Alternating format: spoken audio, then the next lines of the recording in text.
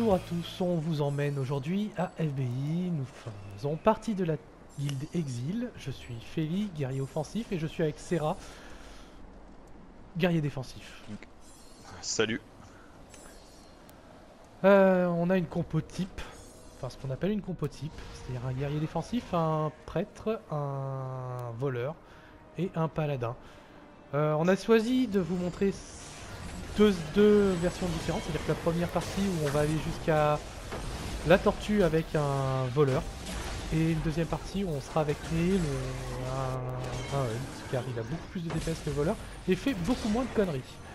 Le contrôle est très important sur la première partie, c'est pour ça qu'on a choisi de la montrer comme ça. C'est pas un speedrun. Ouais, avec un voleur.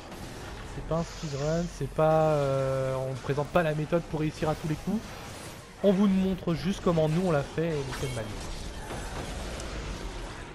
Voilà, donc en fait, bon, ce que tu as parlé de la compo, donc aussi ce qu'on peut dire, bon, on dit la partie contrôle, donc aussi bien sûr un contrôle wizard, un mage manipulateur peut très aisément remplacer le voleur. Donc ça c'est aussi important de le signaler pour la compo type. Donc pourquoi nous on est parti sur ce type de compo, parce qu'en fait c'est la plus efficace. En fait on avait testé différentes compos donc à 3 DPS classiques ou même que ce soit avec 2 prêtres à la place du guerrier def. Et au final on s'est aperçu que c'était la compo la plus opti, la plus safe, à la fois la plus rapide et la plus safe.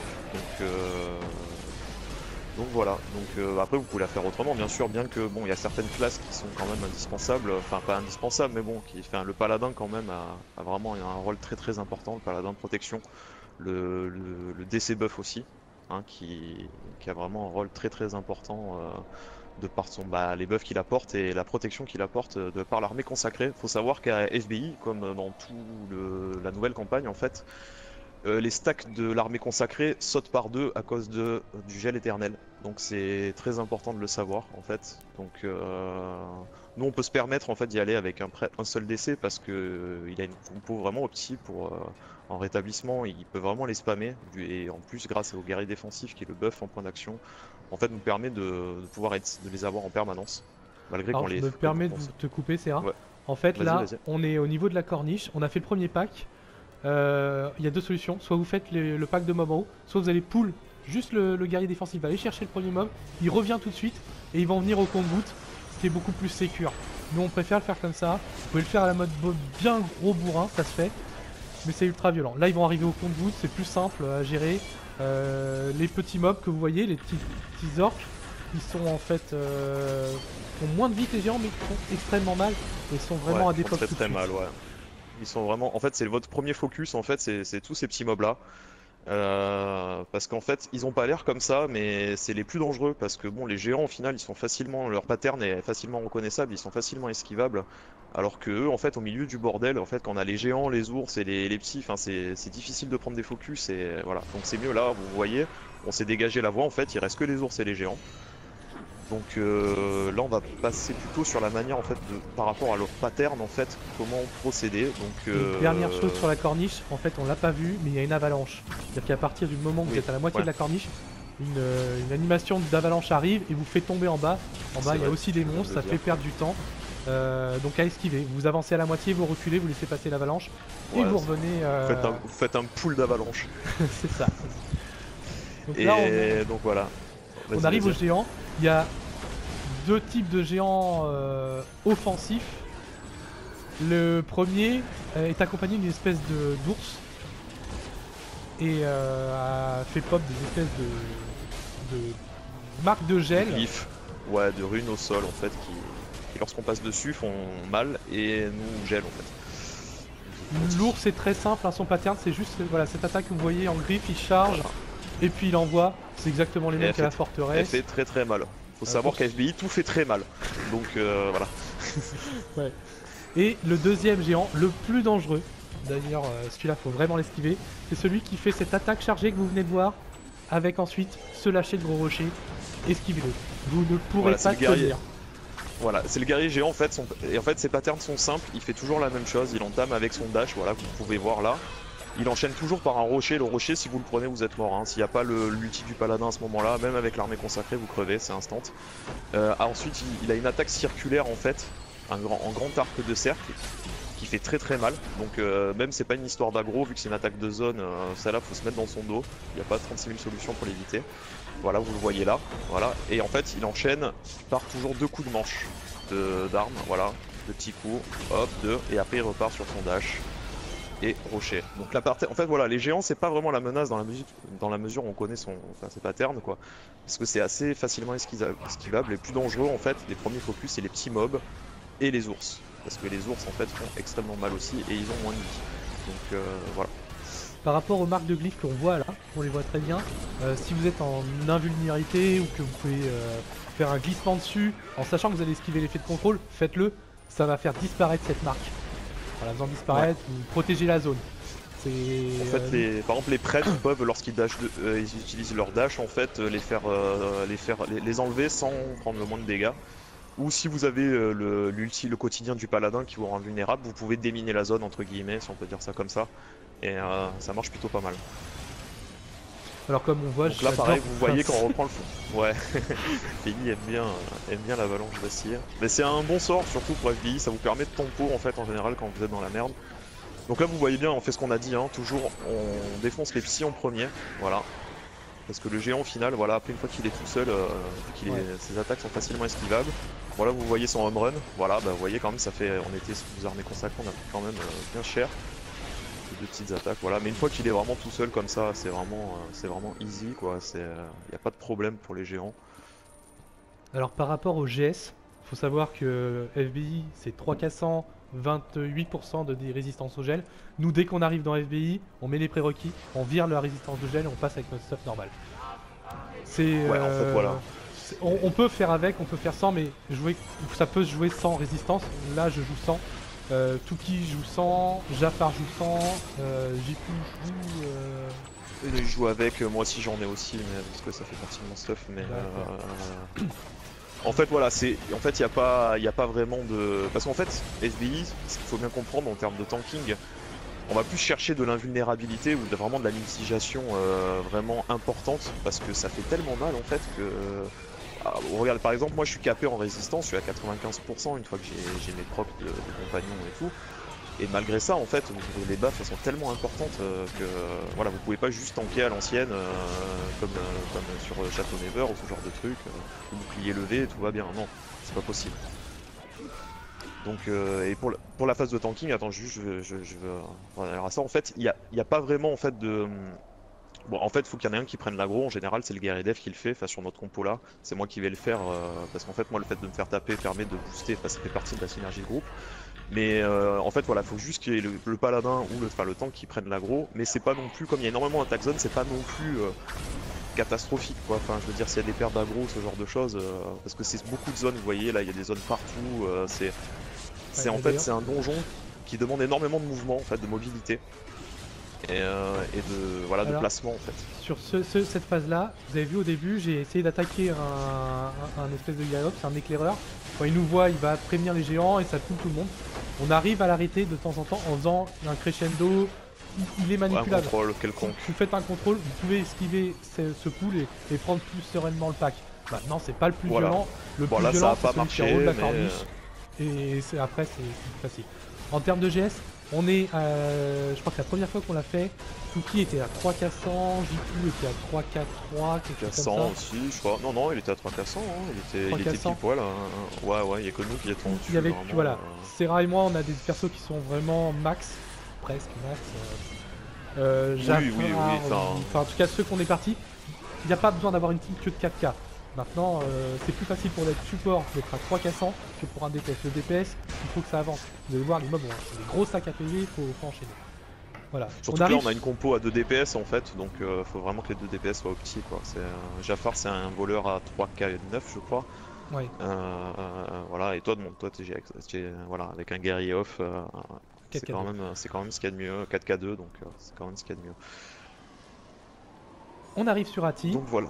C'était la première phase, vous avez vu que ça terminé sur une avalanche, elle fait pas de dégâts, enfin c'est pas problématique, hein. C'est vraiment histoire de dire qu'il y a une avalanche, c'est juste pour montrer qu'Ati arrive, vous allez entendre le petit bruit de cette manticore, et on va enchaîner sur ce boss, qui est assez chiant. On parlait de la compo, le guerrier off fait beaucoup de dégâts, malheureusement, vu que son DPS se construit, sur FBI, c'est pas un must-have. Vous pouvez avoir un dévastateur ou un hunt qui fera très bien le job. Voire Bah, mieux. encore le dévastateur, enfin, du fait que le pilier de puissance, en fait, comme c'est un donjon qui est vachement mobile, en fait, on est obligé de bouger énormément. Je suis pas vraiment convaincu par le dévastateur par rapport au pilier de puissance, en fait, parce que c'est difficile de rester dessus et de pouvoir taper, enfin, d'être au bon endroit au bon moment en étant safe, parce que Alors Ati, voilà, c'est... vous arrivez, vous planquez derrière ce morceau de rocher. Juste une personne qui va à la poule. Elle arrive, on voit cette grosse marque au sol. Comme j'ai réussi à bien l'esquiver. Ouais. Il faut que tout Alors là, de suite, vous voyez, le temps j'ai prenne... instant pris l'aggro. Voilà. Et je me suis fait OS en fait, direct, pas eu le temps d'avoir les procs du compagnon. Voilà, alors là, vous voyez, alors il a des attaques assez simples en fait. Il a voilà ce double dash en fait, qui fait assez mal, mais bon en général c'est le paladin qui le tank. Alors sur les phases de boss c'est le paladin qui tank. Hein. Il faut savoir qu'il faut bouger hein, sur ce... Vous pouvez pas rester statique. Et surtout voilà. éviter de tomber. Derrière vous, il y a la falaise. Vous sautez, vous êtes mort. Il n'y a pas de... On revient tout à l'heure et tout. Non, non. Vous allez passer le reste à 4. D'ailleurs voilà, le meilleur endroit pour le tanker c'est vraiment au milieu. Au milieu. Parce qu'en fait si vous êtes trop près de la montagne en fait, lorsqu'il va envoyer son attaque en cône par derrière, vous n'aurez pas trop de manœuvres pour l'esquiver. Et si vous êtes trop près de la falaise, bah, le moindre bump ça vous fout dedans. Ça peut envoyer vos compagnons aussi dans le ravin. Et bah, pas de compagnons pour tout le boss. Donc c'est un peu dommage. Et donc voilà, donc vraiment essayer de le garder au milieu comme on le fait là. D'ailleurs les compagnons, ce donjon c'est un tueur de compagnons. Il y a des trous de partout, on peut mourir tout le temps. Donc pensez à chaque fois que vous arrivez devant un boss, devant une phase importante, vérifiez que vous l'avez avec vous. Sinon vous Ouais, c'est très important. Il y a pour les DPS une seule véritable attaque dangereuse, celle-ci. Voilà. Ça faut l'éviter. En tant que guerrier off, en tant que DPS, de toute façon vous n'avez pas le droit de la prendre, elle est facilement esquivable. Si vous elle la est prenez, facilement esquivable et... ouais, si vous la prenez, vous prenez un dot de poison, vous voyez là par exemple Jifu qui est le tank, c'est pas grave s'il l'a. Bah là tu la prends là, tu la prends, là tu viens de la prendre. Et vous allez voir, je vais prendre des grosses claques. Heureusement Serra a claqué son lion, si vous l'avez quelqu'un dans la partie là, n'hésitez pas à lui demander, vous mettez tous au cac, envoie le lion et vous êtes sauvé. Je crois que le prêtre a un sort qui permet purifié en fait. Ouais, en fait, le prêtre, en fait, enfin notre prêtre, mais en fait la plupart des builds de prêtre en fait buff, ils ont un talent en fait qui mettent en général juste à 1. En fait, en fait sur ses sorts de soins, il y a 10% de chance quand là au niveau 1, parce que ça peut aller jusqu'à 30%, mais en général dans son build c'est 1. Et il y a 10% de chance que ça purifie en fait ses alliés lorsqu'ils utilisent un sort de soin. Et en fait, voilà, donc en fait, nous, notre prêtre là, donc en fait, il spam, en fait, quand on sait qu'il y a du poison, il spam ses sorts de soins pour essayer de nous purifier. Et bon, bah, 10% de chance, hein, ça marche pas à tous les coups. Et lorsqu'il a purifié, en fait, ça ne peut pas se renouveler, ça peut pas reproc pendant, je crois, 8 ou 10 secondes, je sais plus exactement. Et donc voilà, donc c'est bien vraiment important que vous évitiez cette attaque, quoi, parce que c'est chiant, ça fait très mal. À 50%, vous avez pu le voir, elle retourne en haut et on repart comme si c'était la phase du début, et ensuite elle ressaute. Le problème c'est qu'à partir de 50%, voilà, elle refait plusieurs sauts, elle s'envole de temps en temps, elle ratterrit. Si vous avez de la chance, ça bug pas, et les zones rouges que vous voyez au sol, c'est les zones où elle va atterrir. Si vous n'avez pas de chance comme nous, vous allez voir que c'est pas évident. On n'a pas parlé de sa deuxième attaque car elle est pas vraiment dangereuse. Derrière. C'est son coup de queue derrière que vous voyez, il y a une attaque en camembert. Elle vous bump, si vous pouvez l'éviter tant mieux. Maintenant, elle vous tuera en fait, pas. elle est dangereuse que dans la mesure où on est près du ravin en fait. Quand on est dans son dos près du ravin et qu'on se retrouve dans le ravin, c'est le seul truc qui est dangereux. Donc c'est toujours pour ça qu'on conseille de la tanker au milieu. Pas de la laisser absolument qu'elle reste au milieu, c'est un anticorps pour qu'on ait le maximum de marge de manœuvre en fait en termes de positionnement. On arrive à 20%. 20% c'est la phase où elle se renvole pour la dernière fois. Le problème c'est que là elle va se lever très souvent. Très souvent elle va s'envoler, elle va ratterrir. Vous allez voir c'est super chiant, vous n'allez rien pouvoir stack. Vous pouvez mourir à cause du Et la moitié du temps elle est buggée. Voilà, alors là on peut très bien le voir en fait, c'est que en fait je sais pas 3/4 du temps, voire quasiment tout le temps en fait, sur cette phase là, la manticore est complètement buggée en fait. Elle part, elle revient, elle atterrit pas là où c'est, voilà, on le voit très bien. Voilà, elle retombe 2 fois, enfin ça tape avec un effet de retardement. Enfin, c'est très difficile à ce moment-là de pouvoir la DPS correctement et de pouvoir anticiper ses attaques. Donc voilà, bah là c'est un peu un moment dur à passer. Donc, Très chiant. faut juste prendre Vous son allez mal en mettre patience. autant de temps à aller de 100 à 20% que de 20 à 0. C'est comme ça, vous n'avez pas le choix. Et comme vous avez vu sur l'animation, là, son poison est très facilement esquivable. Vous n'avez pas vraiment d'excuses. Ou sinon, c'est que vous êtes fatigué, vous n'avez pas le temps, ou je sais pas. Mais on peut l'éviter. Et voilà, elle s'envole, cette conne. Voilà, en fait, ce qu'il faut voilà, pour ce qu'il faut dire, par exemple, pour tout le monde, en fait, pour pas se la prendre, le meilleur moyen, c'est d'éviter, en fait, tant qu'elle a pas envoyé cette attaque-là en conne devant qui poisonne, d'éviter d'envoyer des attaques, en fait, qui ont un long délai d'exécution, en fait. Type crescendo. Voilà, type crescendo, bah c'est cancelable, hein, mais c'est dommage quand même. Enfin voilà, donc faut éviter, en fait, vraiment d'envoyer des skills à... En fait, vous attendez qu'elle ait fait cette attaque et derrière vous envoyez la saucée, quoi. Là, vous pouvez vous permettre d'envoyer des skills qui ont Essayez de vous placer sur le flanc de la manticore. Vous allez plus facilement être hors de sa zone. Si vous placez sur le flanc, vu que généralement elle se retourne pour faire cette attaque, hop, là vous avez plus elle se retourne pour faire cette attaque et aussi son coup de queue en fait, c'est derrière elle. Donc voilà, le meilleur placement, c'est comme pour les dragons en fait, c'est toujours sur le flanc. C'est le meilleur endroit où la taper pour un DPS. Voilà, donc là on vient de la finir. Vous avez vu que ça a été extrêmement lent, ces 20 derniers pourcents points de vie, c'était vraiment la misère. En termes de mais c'est loot, pas fait. Vous pouvez avoir, je crois, du T2 élémentaire. Enfin, jambière elfique élémentaire, ça peut tomber sur ces boss là. Bon, quand vous êtes à FBI, vous en foutez un petit peu, mais voilà. C'est du DS, c'est Alors là, Alors là, vous pouvez voir à un moment Feli passer un peu sur le DPS en fait, donc vous pouvez vraiment vous rendre compte en fait des sacs à PV que c'est en fait, parce qu'en termes de DPS là qu'on y avait, si on faisait le cumul entre rien que les deux DPS, ils étaient à eux deux à 300 millions. Enfin, faut se dire, et en écho, on ne vient de faire que le premier boss quoi. C'est pour bien vous donner une idée en fait du DPS qu'il faut pour venir à FBI quoi. C'est vraiment du sac à PV quoi. Alors on arrive sur les trash mobs. Alors nous on a une façon un peu particulière de les faire, on demande à notre palouk d'aller jusqu'au bout, de tous les prendre, d'envoyer son ulti et puis on fait un beau pack. Vous pouvez les faire 2 par 2, voilà, ça coûte rien, hein, c'est sécure, vous n'avez pas gagné 10 ans, on appelle... Ensuite on arrive à cette barrière de glace, c'est une espèce d'escorte, on a un péon qui doit aller arroser le mur avec sa lanterne pour le faire tomber, ça dure 2 minutes où on a des phases de mobbing comme ça qui arrivent, c'est pas extrêmement violent, surtout avec un contrôle comme vous pouvez le voir, c'est vraiment l'idéal. On l'a fait avec, donc je vous disais, Néé, on les tombe 10 fois plus vite, hein. Mais on n'a pas de... Mais c'est moins safe, parce qu'il n'y a pas de contrôle. Là, le voleur les ébête en fait avec ses bombes fumigènes. Donc c'est quand même beaucoup plus pratique. Et le prêtre du coup, la switch de sort, notre DC, il prend, donc vous avez pu le voir, le bouclier astral en fait. Parce que vu que c'est une phase assez statique où on attend les mobs, le bouclier, on s'est rendu compte que en fait finalement le bouclier astral c'était assez bien en fait, parce que ces mobs font extrêmement mal en fait.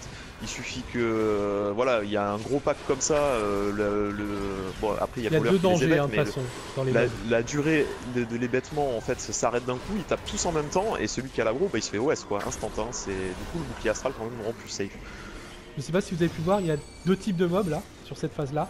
Un avec une grande épée un peu plus balèze que les autres, celui-là est vraiment dangereux. Il a une attaque circulaire qui fait très mal.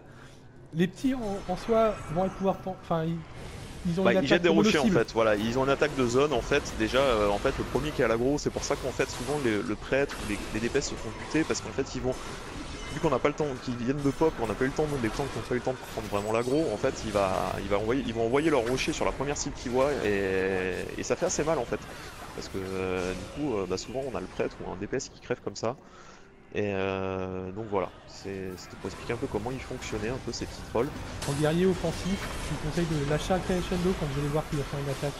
Ça va pas augmenter votre DPS, mais ça améliorera la survivabilité de votre groupe et donc forcément vous allez pouvoir continuer. Parce que tous ces mobs là sont contrôlables. Alors là avec un mage manip, hein, avec un mage manip c'est film de cul hein, sur cette phase là. Franchement, enfin voilà, il gèle tout le monde, c'est caviar. Bon là on a le voleur qui fait aussi le taf, mais voilà. Donc là c'est la même chose. Alors on aurait dû continuer, hein. On aurait dû continuer, le paladin aurait dû être devant. Bon, je sais pas ce qu'on a branlé, mais on n'était pas dedans. Après, on peut Ouais, passer ouais, quand non, même. mais Hein. là, en fait, on les a un peu split, on s'était peut-être pas trop mis d'accord sur où on les tapait. Bon, là, ça se regroupe. C'est bon. Donc là, voilà, hein, vu qu'il y a Astral qui part dans le paquet, voilà, les lanternes, là, on envoie tout ce qu'on a. Hein. Là, vous cherchez pas, hein. Là, faut vraiment envoyer. On joue En très fait, faut vraiment souvent, pas hein, les laisser Serra, respirer. Tuki et moi-même, on joue tout le temps ensemble. Et on a optimisé nos builds, nos artefacts, nos pets pour que ça fonctionne bien. Serra, dès qu'il me voit envoler, envoyer un crescendo, enfin, il me dit lanterne, envoie le pâté et ça passe. Et le prêtre fait, enfin le décès fait que, enfin ils leur sortent tout le temps quoi. Je sais même pas comment ça c'est possible. On pourrait vous montrer une butte Tuki, ça. Ouais, on appelle ça le tap top en fait, comme on l'a présenté. En fait, il a tellement de rétablissements, je sais plus à combien il est, à 17, 16 000 ou 17 000 de rétablissements en fait, et il est à 110% de gain de point d'action. Enfin, il a tellement de rétablissements qu'il peut même se permettre de jouer sans le couloir divin en fait, et en fait de spammer ses sorts. Il recharge grâce en plus avec le guerrier d'elfe qui fait buff en point d'action. Et d'avoir des rotations comme ça de perma armée consacrée et de perma spell, enfin enfin en fait en fait il joue avec la lumière de célérité qui lorsqu'il utilise un quotidien réduit les cooldowns en fait de 4 secondes je crois de tout son groupe. Donc voilà, en fait Ouais. on a vraiment optimisé nos stats en fonction de notre compo en fait, de notre groupe. Donc Vous pourrez voir des fois sur ma vue, il reste je sais pas 5 secondes sur la IBS, paf ça passe à 0. Vous savez pas pourquoi, c'est grâce à Tuki et à Serra.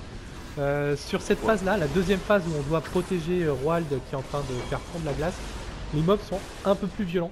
Ça nous arrive de mourir connement, mais on meurt sur cette phase régulièrement si on les laisse trop traquer. Il faut vraiment qu'on attaque directement. De toute façon mourir c'est toujours connement, j'ai envie de dire. Non mais de la faute, des fois c'est de la faute de Jafar. Ouais, c'est pour ça Ouais, qu'on se prend j'avoue, un non peu. mais là... Ouais, non mais là, voilà, c'est une phase un peu, voilà, là ils arrivent vraiment à beaucoup en fait.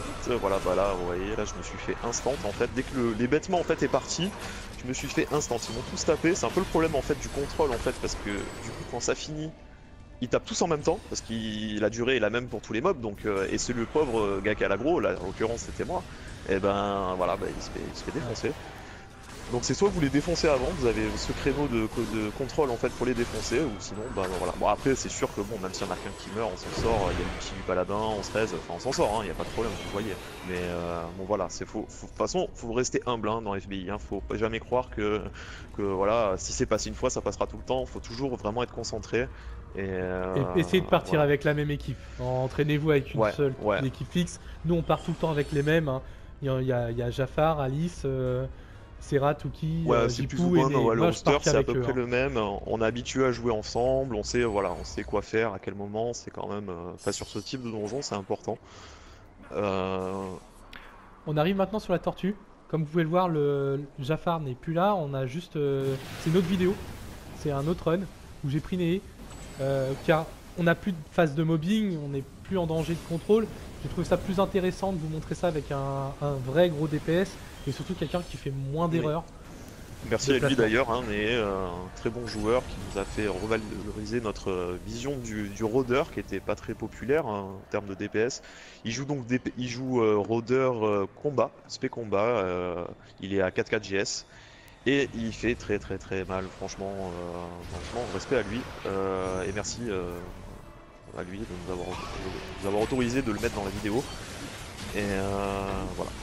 Donc, Alors sur la première phase, pour arriver jusqu'à la tortue, on est passé rapidement là-dessus, mais vous avez des mines, et vous les dégagez en faisant n'importe quel dégât dessus, et vous avancez jusqu'à la tortue, chargement, 5 secondes, vous arrivez sur une plage, une banquise, où une tortue débarque. Il faut se placer, alors pas là où je me place, voilà, ici. voilà, ouais, c'est exactement ce que j'allais dire. Alors, le tank doit se mettre à une de ses épaules, donc là on fait toujours pareil, hein, il se met à sa droite, et tout le reste du groupe se met sur son autre épaule en fait. Donc là, en l'occurrence, à notre gauche, à sa droite, à lui, peu importe, vous avez compris. Donc voilà, il a, en fait, voilà, ses attaques, elles sont... Enfin, en termes On de va vous les pattern, c'est montrer pas sur très la très deuxième phase. compliqué. Ouais, ouais, sur la deuxième phase, parce que là, en temps réel, c'est mieux. Alors, donc là, cette phase-là, c'est le golf, ce qu'on appelle ça le golf, hein, parce que, donc vous pouvez voir, il y a des mines qui pop, en fait, sur la banquise. Et avec la tortue, en fait, voilà. Et en fait, le but, ça va être de lui envoyer une mine en fait, Ok. dans la gueule. Bon là, Philly se loupe, moi c'est pas forcément évident. Avant que, voilà, en fait vous voyez qu'elle allait envoyer un souffle. Et en fait, voilà, le but c'est de la faire partir, sinon elle revient pas. Écoute, en fait, tant que vous la touchez pas, elle va continuer à faire ça.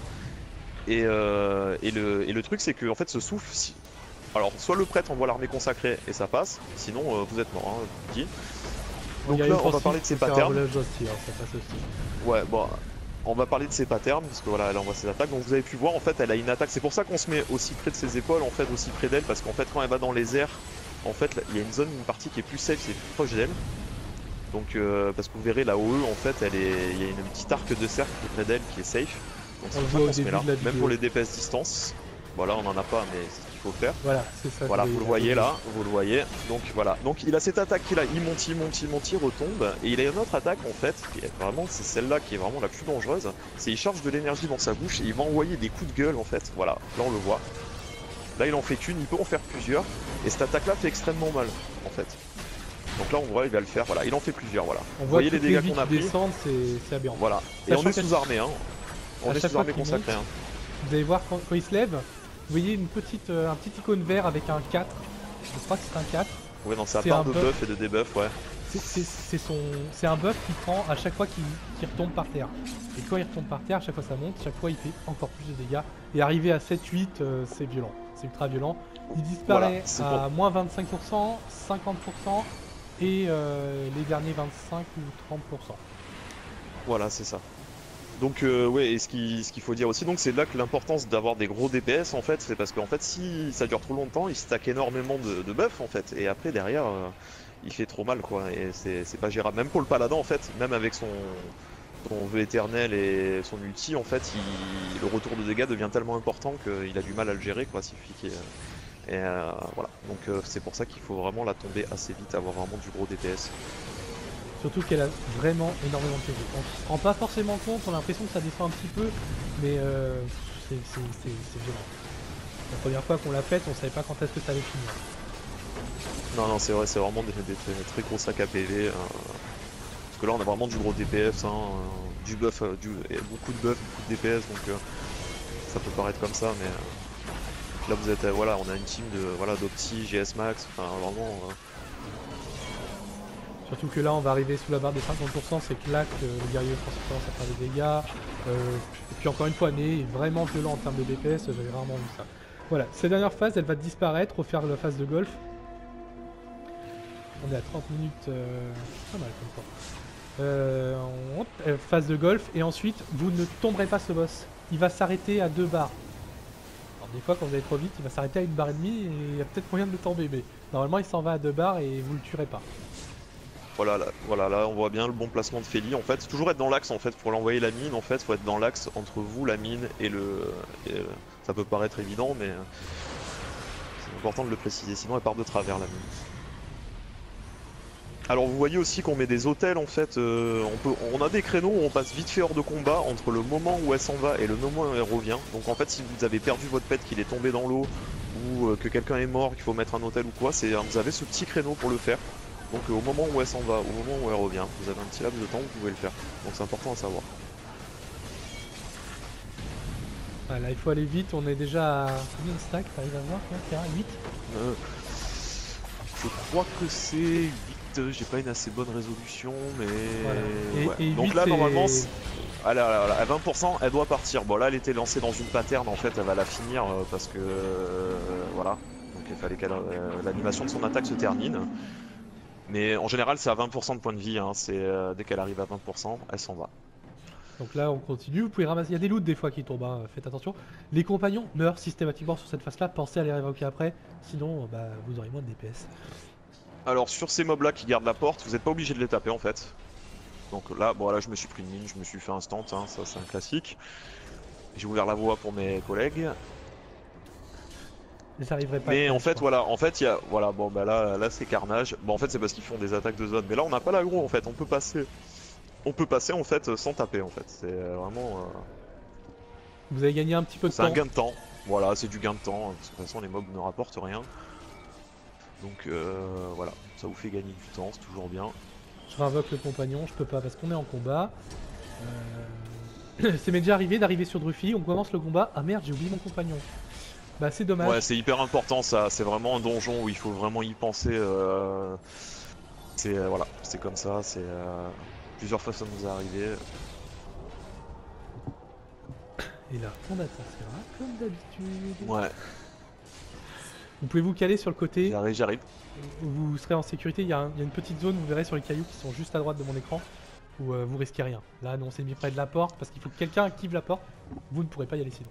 On arrive derrière sur la dernière phase de jeu, juste avant le boss final, il faut aller chercher des anneaux. Vous passez par le camp, invoquez votre compagnon, mais les mobs que vous voyez sont pas obligés d'être frappés, ils vont vous faire mal par contre.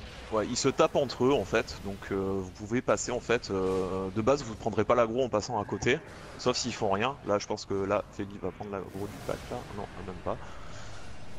Donc voilà, il y en a 10 à récupérer, donc plus ou moins nous, comme on joue toujours ensemble, on prend toujours les mêmes, on se répartit les spots en fait, donc comme ça permet d'aller plus vite. Et voilà, donc vous voyez, hein, ça passe, hein, ils se tapent entre eux. Voilà, il s'est pris une petite attaque, hein. Je crois que tu vas mourir là, je crois que t'as... Non, j'esquive. Et là je crois que du coup en faisant ça, tu vas reprendre l'aggro. Et du coup on va pas pouvoir sortir, je suis pas sûr. Je sais plus si c'est sur Strike. Non, je sais pas, en fait. Ah, enfin si, bref, ouais. en fait vous pouvez passer, esquiver l'aggro. Bah là ça veut dire qu'on est en combat en fait, si vous pouvez pas l'activer, c'est que vous êtes considéré comme en combat. Et Ah bah y a Touki qui était mort. coup, ouais, il y a Touki qui était mort. Je sais pas, donc là il va le raise, on va aller le chercher. Je crois qu'on doit se taper, je sais plus. Il me semble qu'on les tape. Hein. Mais il y a tous les gens qui sont. Il y a toujours moyen. Voilà, bah voilà, là en fait, le géant nous a pris pour ci parce que je crois que les petits sont morts. Et du coup on a repris l'aggro normal, hein. Jipou a été un peu surpris. Donc voilà, bah là vous êtes obligé de le faire, hein. Là il n'y a pas 36 000 solutions, faut que vous sortiez de combat pour pouvoir prendre la porte. Ils ont moins de vie que ceux du début. C'est pas les mêmes, ils sont moins violents. Alors par contre le truc à éviter, bon vous devez les tuer c'est une chose, mais évitez de réaggro ceux d'à côté quoi. Enfin voilà, essayez de tuer juste le strict minimum. Le placement c'est important. Voilà. On n'est pas payé au mob, hein. On est payé à l'instance. Voilà, c'est ça exactement. Donc le but c'est que ça aille quand même le plus vite possible. On va y arriver. Voilà, toujours pareil, les mêmes attaques. Hop, normalement c'est bon. Eh non, on a... c'est bon, on a activé la zone. Ah c'est bon, il y en a un qui putain. on a réussi à... Alors là ça va être marrant je crois, parce qu'en fait du coup on a l'aggro, on arrive, on se dit 4 secondes, surtout on bouge pas, un géant nous dash, hop le petit pas de côté. Et là, en fait, on se dit, bah c'est bon, on est passé. Et là, tout le monde est mort. Voilà, bon, bah, c'est des choses qui arrivent, hein. Merci Neverwinter. Mais voilà, bon, donc là, tranquille. Hein. Donc, toujours à cet endroit-là, vérifiez bien que vous ayez vos compagnons. Voilà, parce que là, on arrive sur Druffy, en fait, que vous avez pu voir si vous avez fait la campagne de Storm King, en fait, on le voit, en fait, au tout début, à l'intro, enfin, dans les premières quêtes, la première série de quêtes. Et voilà, donc on arrive sur lui. Alors Druffy en fait en soi c'est pas un boss qui est très compliqué. Il demande pas mal de réactivité, c'est tout en fait. Voilà. Il va falloir éviter 2-3 erreurs qui seront pas très compliquées. C'est son ulti et de finir dans la glace. Ce que vous voyez derrière, ça vous fait des dégâts sur la durée. Par exemple là si j'arrêtais de marcher, je me retrouverais dans la glace.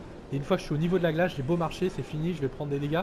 Et si je meurs dans cette zone là, j'aurais beaucoup de mal à revive. C'est très important de jamais, en fait, vous voyez, dans les murs, là où il y a de la glace, de jamais rester là, en fait, parce que ça vous fait des dégâts comme de dot, en fait, et si vous mourrez là, bah, on peut pas vous reste, parce qu'au moment où on vous reste, vous allez reprendre des dégâts. Il n'y a que avec un parchemin de vie massif que vous pouvez vous en sortir, parce que vous revenez full vie, mais sinon c'est pas possible. Donc bon, on va parler de ses patterns un peu. Donc vous voyez, il a une série de dash, en fait. Enfin, il fait soit des dash, soit une attaque circulaire comme ça, qui fait souvent d'ailleurs après ses dash. Et le vent, qui est en soi pas très dangereux. Oui, en fait c'est juste le but, faut juste marcher à contrario pour éviter d'aller dans le mur d'en face et mourir. Mais voilà, juste vous déplacez vers lui et c'est bon, hein, normalement il n'y a pas de souci. Donc après le vent, donc a moins de PV que la tortue, mais c'est juste qu'il va avoir beaucoup de phases où il va être intouchable parce qu'il va partir à l'autre bout de la planète et du coup vous perdez du temps, vous perdez vos stags. Donc, c'est pas le mob le plus donc dur. C'est toujours pareil, là au début en fait c'est toujours pareil, c'est un dash, une attaque circulaire, dash, attaque circulaire et le vent. Là il commence à enchaîner ce qu'on appelle des IBS parce que c'est le même coup que le guerrier offensif, la frappe bestiale en français. Et là il commence à partir voilà, sur un nouveau pool de patterns en fait. Donc là vous avez pu voir, il a fait en fait, il a invoqué des glaçons. En fait c'est caractérisé par des zones rouges au sol qui pop à l'endroit où on est au moment où il lance son sort. En fait il suffit juste de se déplacer pour les éviter, encore faut-il les voir. Parce qu'en fait le problème c'est si vous êtes emprisonné dans ces glaçons, si on vous libère pas, voilà vous voyez hop ça repop. Voilà, bon la personne a été prise. Si vous êtes pris dedans et que en fait vous pouvez taper pour les casser, mais si vous les tapez, les défoncez pas assez vite, la personne à l'intérieur meurt en fait. Et au bout d'un certain temps, donc c'est assez dangereux, faut pas se les prendre. Si jamais vous êtes pris, continuez à courir. Ça, ouais, en fait, ouais, il y a une espèce de petite astuce. Il y a une petite astuce, oui. En fait, si vous êtes pris, mais vous continuez quand même à vous déplacer, ça des fois ça peut vous sortir du bordel. Les glaçons. Donc là, vous voyez qu'en fait. Ouais, faut office de protection sur ce boss. Et Jipou, je crois, qui était derrière les glaçons pendant le vent, comme ça ils n'ont pas à marcher. Bon, c'est vraiment. C'est pas ça qui sert, on le verra plus tard, mais c'est. Ouais, ça on verra plus tard à quoi, en marcher. fait, quelle est la réelle utilité des glaçons en fait. Parce qu'en fait, on parle en termes de protection. En fait, c'est vachement important en fait de pas les péter inutilement. Parce qu'en fait, ça pas pris dans les glaçons. Voilà, parce qu'en fait, ouais, le problème c'est que si quelqu'un est pris dans les glaçons, bah, on est obligé de taper dans le tas en fait et un peu de tout casser. Et c'est pas forcément bien. Donc voilà, donc là il va refaire le vent, je crois, ouais voilà. Alors techniquement, voilà, bah... les premiers glaçons qu'ils font ne seront pas utiles. On a remarqué que sa première rotation de glaçons, il faisait pas d'ulti derrière. Vous pouvez les péter à ce moment-là, c'est pas un problème en fait. Par contre, il a tendance à les refaire quand il y en a plus. Ceux d'après, gardez-les, ça peut être le wipe, tout simplement. Faut savoir que lui aussi peut péter ses glaçons. Hein. Druffy inflige des dégâts à ses propres glaçons, donc voilà, c'est important. C'est pour ça qu'en fait, en général, quand il fait ses glaçons, on essaie de le sortir en fait du milieu de ses glaçons pour le taper ailleurs, pour pouvoir les garder. Alors, on n'a pas parlé de cette attaque-là, ce qu'on appelle nous la flèche. En fait, il va cibler un joueur aléatoire. C'est pas forcément celui qui a l'aggro, en fait. Et en fait, il y a un compte à rebours. Et en fait, quand ça se déclenche, ça fait une explosion de glace tout autour, en fait. Donc déjà, ça fait des dégâts de zone. Alors là, on voit que les glaçons n'ont pas été suivis extrêmement du tout. mal. Ouais, bon, là, a été pris. Je crois que même... Ah non, mais en fait, elle a eu le temps d'être libérée, mais a pris une IBS direct. Ouais, a pris une attaque dans la foulée, parce qu'en fait, voilà. Si je vais vous revenir sur la flèche juste vite fait, Feli, pour finir l'explication de l'attaque. Surtout qu'il y a l'autre qui s'enchaîne. Donc voilà, donc ça fait des attaques de zone en fait, et ça fait extrêmement mal. Donc soit vous vous éloignez du groupe si vous êtes le tank, soit si vous n'êtes pas le tank, bah, le paladin il fait son ulti et voilà, tout le monde est safe. Donc là on parlait de l'utilité des glaçons, bah, là vous avez pu le voir sur cette attaque là, c'est ce qu'on appelle son attaque ultime en fait, il charge de l'énergie. Donc ça met un certain temps de canalisation, à peu près 5 secondes, enfin j'ai pas vraiment compté mais c'est à peu près ça. Et lorsqu'il a fait exploser en fait, bah, ça hausse tout le monde. Bah, et là il n'y a pas de... Vous pouvez mettre ce que vous voulez, de armée consacrée, ce que vous voulez, ça hausse tout le monde. Donc en fait, si vous vous cachez derrière les glaçons, vous prenez pas les dégâts. Donc c'est pour ça, d'où l'intérêt qu'on disait de garder des glaçons. Toujours dans son axe, hein. C'est comme si vous aviez un cône. Toujours dans l'axe, oui. Voilà, le glaçon vous protège dans le cône juste derrière. Vous pouvez même vous mettre un petit peu devant, ça marche bien. Un petit peu dedans, pardon. Et là on avait pété tous les glaçons. Et le seul moyen de survivre c'était Jipou qui s'est sacrifié avec sa vie. Avec le paladin, avec le quotidien du paladin qui lui permet de transférer les dégâts. Et en fait ça permet de sauver le groupe. Après on a juste Alrez, mais voilà. En fait comme voilà, on a le droit à une chance en fait. Parce qu'après il a le mal de Rez. Si vous avez un paladin. Voilà. Donc oui voilà, donc s'il n'y a pas de paladin, bah là vous n'avez pas de glaçon, bah c'est dommage pour vous. C'est le wipe. Donc voilà, là on arrive sur sa femme, il refait les glaçons. Donc voilà, plus ou moins c'est être réactif en fait, parce que là il arrive à une phase où plus ou moins il enchaîne ses attaques un peu pas de manière régulière en fait, il fait un peu des variations avec toutes ces types d'attaques vu qu'il arrive sur 50% points de vie. Donc là faut être juste réactif en fait. Ah voilà, attaque ultime, vous allez voir, on va se cacher derrière les glaçons, hop. Je crois que c'est bon, je suis un peu dedans. Alors faites gaffe, avec le souffle il vous repousse contre la falaise. Si vous n'avez pas beaucoup de vie, pensez vous mourrez, à vous déplacer directement. et vous êtes foutu. L'idéal en fait c'est que quand il fait ses glaçons, vous soyez un peu partout sur la carte. Ce qui vous permet d'avoir des glaçons... D'en avoir un peu partout, ouais, pas qu'ils soient tous centralisés. Bon là comme on est que des DPS CAC, c'est un peu compliqué du coup, parce qu'on est forcément tous autour de lui. Et c'est un On va glaçon essayer quand même. par personne. Si vous êtes plus de 2, il n'y aura que 2 glaçons. Si vous êtes 5, il y aura 5 glaçons. Et si vous êtes tout seul, il y en aura qu'un. C'est donc Et un voilà, glaçon c'est par ça. personne. Et il apparaît sur la position où vous êtes au moment où il lance son attaque. C'est pour ça que des fois, quand vous reculez, vous tombez dans le glaçon du pote. Et alors là... Ouais, non, ça arrive, ouais. Ça, c'est le genre de truc qui arrive, même si vous êtes réactif. Des fois, vous avez pas vu derrière, il y en avait un, et donc vous vous retrouvez bloqué dedans. Bah, après, c'est aux autres joueurs d'être réactifs et de vous libérer instantanément, quoi. Je veux dire, c'est pas catastrophique si l'ensemble des joueurs est réactif et regarde bien. Nous, on vérifie toujours en fait si personne n'a été pris. Bon, après, on est en audio, c'est plus simple, mais si jamais vous l'êtes pas, regardez bien. À part, En fait, que personne n'a été pris. Oui, Jafar bon, après, est en anglais. déjà- Et c'est une des raisons pourquoi on vous le montre pas sur cette il est vidéo. hongrois, mais bon, Ouais, il parle anglais. on l'a pas en audio en tout cas, voilà, c'était pour dire qu'on l'avait pas en audio. Et il prend tout le temps les glaçons, c'est pour ça qu'on l'appelle Yazblock. C'est que c'est c'est un moi je commence à me gonfler, j'en peux Et plus. c'est pour ça qu'on a préféré vous la montrer avec Né en fait, qui est déjà qui a beaucoup plus de DPS et qui est beaucoup plus réactif. Et en fait ça vous montre un peu plus ou moins, voilà, parce qu'en fait sur Jafar on passe la moitié du temps à le libérer des glaçons, donc c'est pas très représentatif donc, de ce qu'il faut faire. Et bah là Né, il m'a fait mentir, il s'est fait prendre, bon, bah là on l'a libéré instant. Il faut être très réactif, on n'a pas beaucoup de temps pour les libérer. Et s'ils meurent dedans et qu'ils n'ont pas le forjam, c'est mort. Hein. Il n'y a pas de. Ah ouais, c'est rêve, mort, ouais. C'est pour ça qu'en fait, beaucoup parlaient en fait le duel Forjam pour guerrier offensif, en tout cas Forjam et négation. Franchement, bah, pour tous les DPS en tout cas, moi je conseille vraiment le Forjam dans cette instance-là.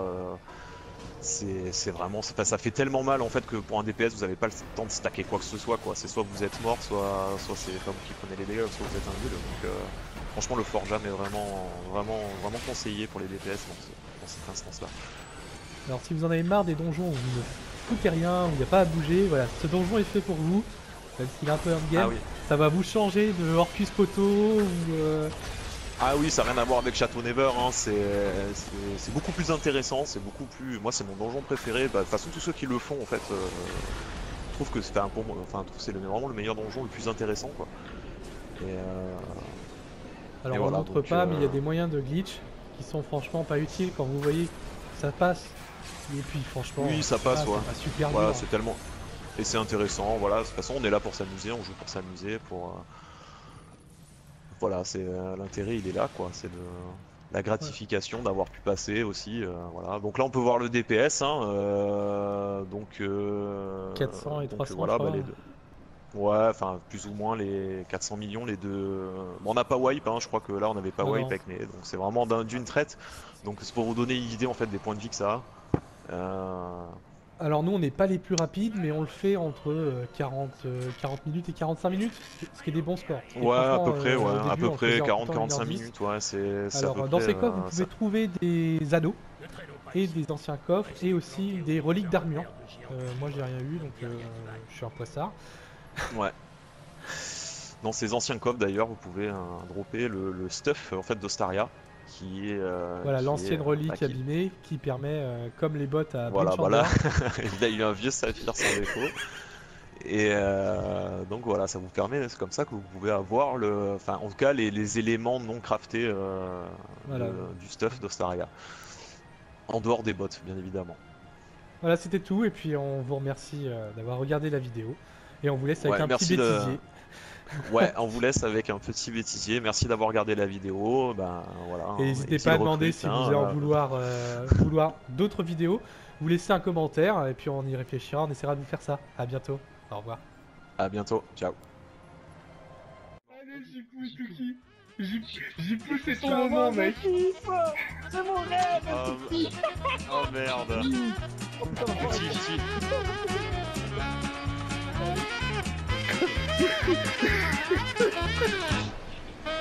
Ah putain, j'y pousse tout de suite. Est-ce que vous allez arriver à le finir quoi?